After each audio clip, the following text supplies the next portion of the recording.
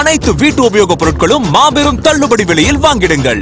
வனடிய தமிழ் நேயர்களுக்கு வணக்கம். இன்றைய நிகழ்ச்சியில் நம்முடன் இணைந்திருப்பவர் முன்னாள் எம்பி திரு கே.சி. பழனிசாமி அவர்கள். சார் கிட்ட நிறைய கேள்விகளும் சந்தேகங்களும் இருக்கு, பேசுவோம். வணக்கம் சார். சட்டம் ஒழுங்கு போதை கலாச்சாரம் மீண்டும் தலை தூக்கிதான் இருக்கு. என்னதான் திமுக ஆட்சியில் தான் அப்படி இருந்தது, நாங்க வந்தா சரி பண்ணிடுவோம்னு சொன்னாலும் இப்போ வரைக்கும் அது கட்டுக்குள்ள கொண்டு வரப்பட்டதாங்கிறது மிகப்பெரிய கேள்விக்குறியா இருக்கு.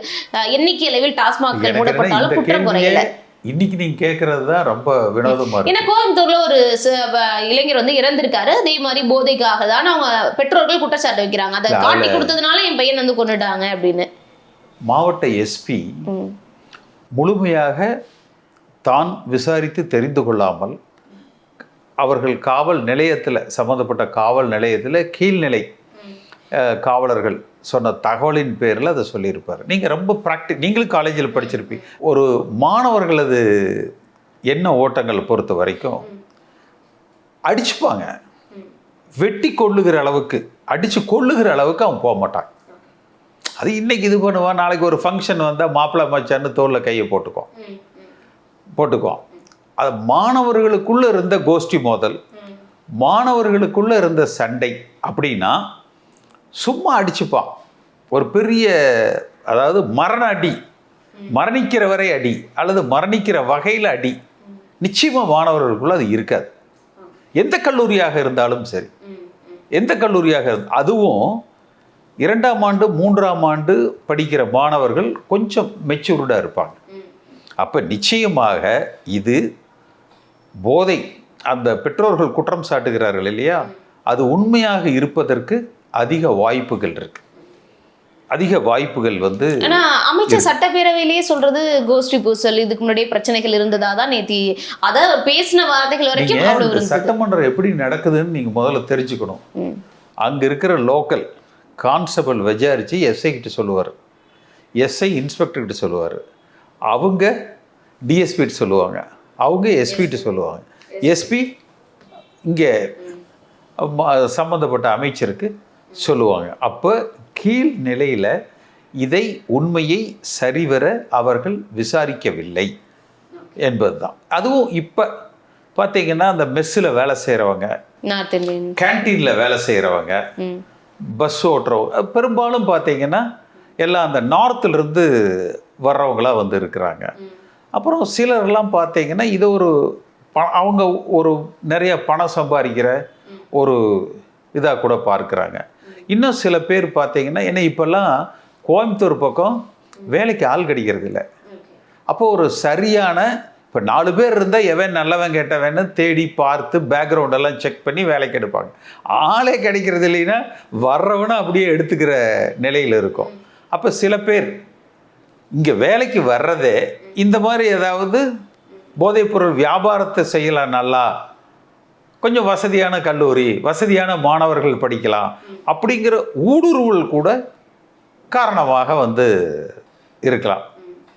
அதனால் இது அமைச்சரும் சரி எஸ்பியும் சரி அவசரப்பட்டு சில கருத்துக்களை சொல்லியிருக்காங்க, அப்படித்தான் நான் பார்க்கிறேன். ஆனால் பெற்றோர்கள் சொன்னதுல இது கல்லூரிக்குள் நடந்த விஷயமா தான் தாய் தந்தை 2 பேருமே சொல்றாங்க. இது மாதிரி விசாரிச்சாங்க, பையன் எதுவுமே இல்லை, நாங்கள் ஹெட்ஃபோன்ஸ் ஏதோ கீழே விழுந்தது. அப்போ அங்கே சமையலர்கள் போதை எடுத்துட்டு இருந்தாங்க. அப்போ கூட ஒரு பையனுக்கு உனக்கு கை கிளப்புனா தடுத்து மட்டும் தான் விட்டேன்.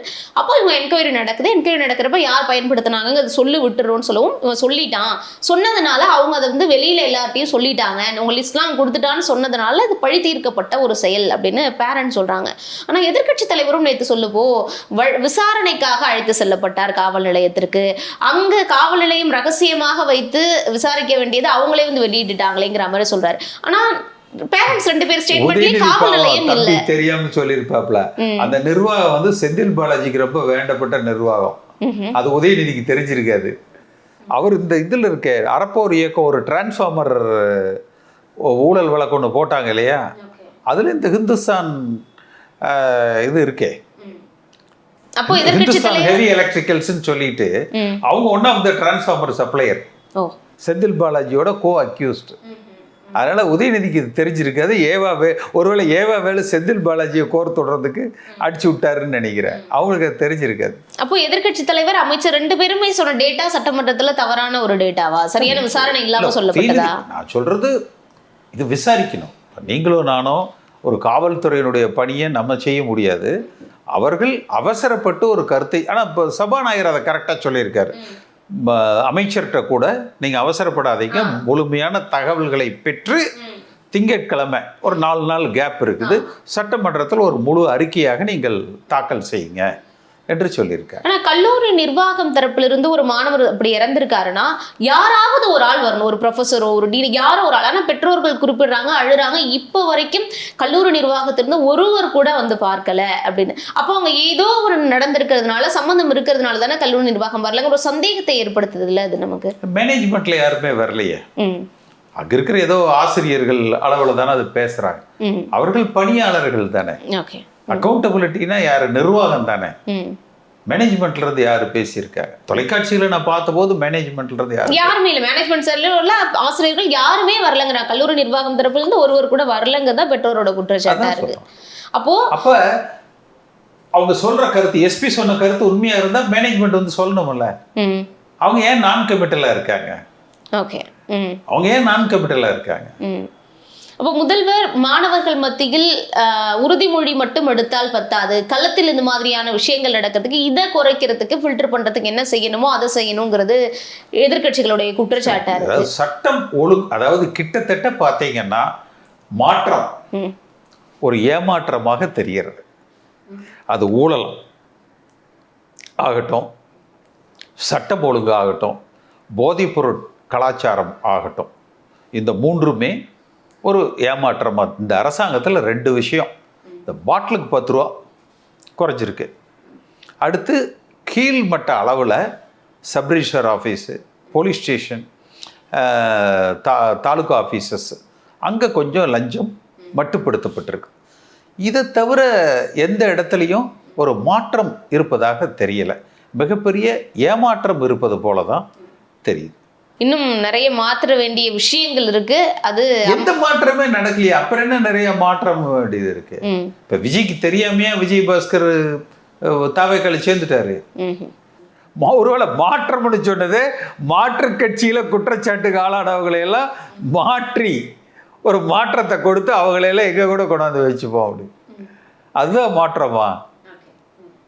அப்போ இதுவரைக்கும் இருந்த ஆட்சிகள் கட்சிகள் அதே மாதிரி தான் இருக்கு, எந்த விதமான மாற்றமும் வரலன்னு சொல்றீங்க? பரவாயில்லன்னு சொல்றேன். திமுக பரவாயில்ல. நான் சொல்றது அவர்களுக்கு நற்பெயர் பெற்று தருகிற வகையில் இவர்கள் செயல்பாடுகள் இருக்குது. அங்கேயாவது ஒரு பொறுப்பா பதில் சொல்லுவாங்க. ஒரு அரசியல் நீங்க திமுக ஊழல்வாதிகள் மேல்மட்ட அளவில் ஒரு 75-80% 90% வச்சுக்கலாம். ஆனா ஒரு கொள்கை இருக்கும், ஒரு கோட்பாடுகள் இருக்கும், ஒரு அந்த தமிழர் நலன். நீங்கள் ஏதோ டங்கிலீஷில் பேசிட்டு அந்த கிறித்துவ இதெல்லாம் சொல்லிட்டு நான் சொன்னது தான் கரெக்டு அப்படியெல்லாம் பிஹேவ் பண்ண மாட்டாங்க. தமிழ் அந்த மரியவெல்சனை சொல்கிறேன். தமிழ் உணர்வு, தமிழர் நலன், அதெல்லாம் கூட காசு அடிச்சுப்பாங்க. பட் இதில் காம்ப்ரமைஸ் பண்ண மாட்டாங்க. பட் இங்கே பார்த்தீங்கன்னா எல்லா ஏரியாலையும் ஒரு ஸ்வாட் அனாலிசிஸ் போடுங்களேன். இந்த அரசாங்கத்தினுடைய பலம் பலகீனம், நன்மைகள் பிரச்சனைகள், அப்படி ஒரு ஸ்வாட் போட்டு பாருங்களேன். பார்த்தீங்கன்னா ஒரு it is not as it was expected. ஒரு தேர்தல் சமயத்தில் இவர்கள் முழங்கியதற்கு முற்றிலும் முரணாக இருக்கிறது. நிச்சயமா ஏன் நடக்குது, வருங்காலத்திலயாவது மாற்றம் இருக்காங்க, அதை பார்ப்போம். இவ்வளோ நேரம் ஒதுக்கிற கேள்விகளுக்கு முக நேர்த்தியா தெளிவான பதில்கள் கொடுத்ததுக்கு நன்றி sir. Subscribe to One India and never miss an update.